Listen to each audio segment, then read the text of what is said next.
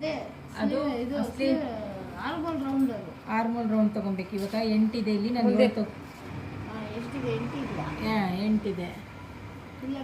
ಹಿಂಗೆ ಕರು ಮಾಡ್ಕೊಬೇಕಾ? ಅದು 9 ಬರುತ್ತೆ. ಸ್ಟ್ರೈಟಾಗಿ ಎಳ್ದಿಟ್ಕೊಳ್ಳಿ. 8:30 ಮೆಜರ್ಮೆಂಟ್ ಮಾಡೋ ಸ್ಟ್ರೈಟಾಗಿ ಎಳ್ದಿಟ್ಬೇಕು. ಸ್ಟ್ರೈಟಾ? 8 8.5 ನೋಡಿ, 8.5 ಬರುತ್ತೆ. ನೀವು ಸ್ಟ್ರೈಟಾಗಿ ಹಿಡ್ದಿಲ್ಲ ಬಟ್ಟೆನ, ಬ್ಲೌಸ್ ನೋಡಿ ಮೇಡಮ್. ಅದಕ್ಕೆಲ್ಲ 8.5 ಇಲ್ಲಿ ನೋಡಿ ಮೇಡಮ್. ಇರಲಿ 8.5 ಇಡಿ. 8.5 7.5 ಇಡಿ. ಯಾಕೆಂದ್ರೆ ನಾನು ಅದರಲ್ಲಿ ಇಟ್ಟಿರೋದು 8ನೇ ಇಟ್ಟಿದ್ದೆ ಆರ್ಮಲ್ ರೌಂಡ್ ಅಲ್ಲ. ಆಯ್ತು, ಇಲ್ಲಿ ಇಡಿ. 1 ಇಂಚ್ ಕಡಿಮೆ ಇಡಿ. 7 ಇಡಬೇಕಾ? ಇದು 7:30.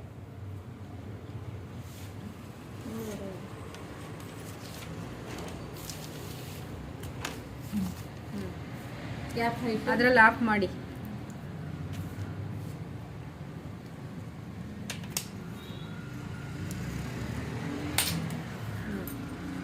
ಅದೇನಿದೆ ಆಫು, ಅದನ್ನೇ ಇಲ್ಲಿ ಕ್ಯಾಪ್ ಇಟ್ಟಿಡಿ.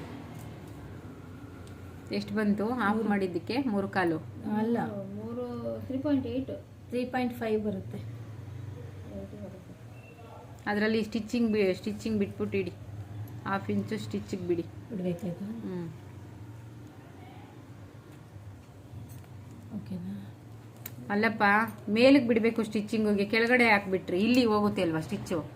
ಟೋಟಲ್ ನಾನು ಇದು ಮಾಡಿದೆ ಅಷ್ಟೇ. ನೀವು 3.5 ಇಲ್ಲಿ ಬಿಡಿ, ಕೆಳಗಡೆ ಬನ್ನಿ. 1/2 ಇಂಚ್ ಇಲ್ಲಿ ಸ್ಟಿಚಿಗೆ ಬಿಡಬೇಕು. ಇಲ್ಲಿ ಮಾಡಿ ಮಾರ್ಕ್. ಇಲ್ಲಿ ತಾನೇ ಸ್ಟಿಚ್ ಬರುತ್ತೆ, ಕೆಳಗಡೆ ಹಾಕ್ಬಿಡ್ತೀರಾ? ಬರುತ್ತೆ. ಓಕೆ, ಅಲ್ಲಿ ಸ್ಟಿಚ್ಗೆ ಹೋಗುತ್ತೆ. 1/2 ಇಂಚ್ ಬಿಡಿ. 3 ಪಾಯಿಂಟು ಸ್ಟಿಚ್ಚು ಸೇರಿಸಿ 3 ಪಾಯಿಂಟ್ ಇಡಿ. ಆಮೇಲೆ 1/2 ಇಂಚ್ ಮಾರ್ಕ್ ಮಾಡಿ ಇಲ್ಲಿ ಸ್ಟಿಚ್ಗೋಸ್ಕರ. ಇಲ್ಲಿ ಇವಾಗ ಇಲ್ಲಿ ಒಂದು ಸ್ಟ್ರೈಟ್ ಲೈನ್ ಹಾಕಿ. ಇಲ್ಲಿ ಸ್ಕೇಲ್ ಅಲ್ಲಿ ಸ್ಟ್ರೈಟ್ ಲೈನ್.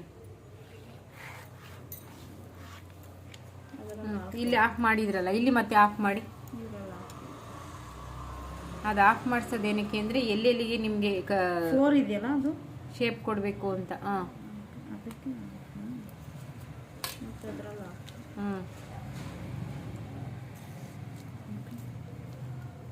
ಅಲ್ಲಿ ಅದೆರಡು ಸೆಂಟರ್ ಪಾಯಿಂಟ್ ಮಾಡಿ ಇನ್ನೊಂದು ಸ್ಟ್ರೈಟ್ ಲೈನ್ ಹಾಕಿ ಅಲ್ಲಿ. ಇದೆಲ್ಲದಕ್ಕೂ ಹಾಕ್ಬೇಕು. ಅದು ಯಾಕೆ ಅಂದರೆ ನಿಮಗೆ ಅಲ್ಲಿ ಶೇಪ್ ಎಲ್ಲಿಂದ ಎಲ್ಲಿಗೆ ತಿರುಗಿಸ್ಬೇಕು, ಎಲ್ಲಿ ಶೇಪ್ ಕೊಡ್ಬೇಕು ಅನ್ನೋದು ಗೊತ್ತಾಗ್ಲಿ ಅಂತ ಹಿಂಗೆ ನಾನು ಬಾಕ್ಸ್ ಟೇಪ್ ಹಾಕ್ಸ್ತಾ ಇರೋದು. ಮಧ್ಯದಲ್ಲಿ ಹಾಕಿದ್ರ? ಅದನ್ನು ಸೆಂಟರ್ ಪಾಯಿಂಟ್ ಇದಮ್ಮ ನಾರ್ಮಲ್ ಹಾಕ್ಬೇಕಾ? ಅಲ್ಲಿ ಹಾಕ್ತಲ್ಲ, ಅಲ್ಲಿ 1/2 ಇಂಚು ಹಂಗೆ ಹಾಕಿ ಆಮೇಲೆ 1/2 ಇಂಚು ಶಿಶಿ ಆಗ್ತೈತೆ ನೋಡಿ.